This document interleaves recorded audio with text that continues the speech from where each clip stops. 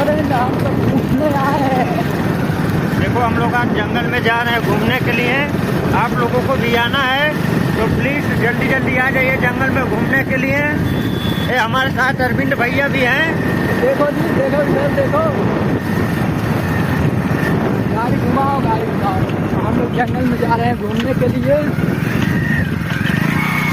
टिकरिया जंगल में घूमने में बहुत मजा आता है।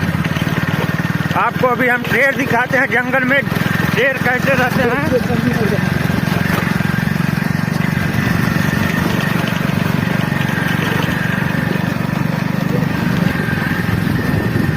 देखो टिकरिया जंगल का नजारा। कमेंट में बताओ कि ये जंगल का रौनक का। देखिए सब बंदर हैं। कमेंट करके बताओ कौन सा बंदर आपको चाहिए। हर रंग के टिकरिया जंगल में बंदर हैं।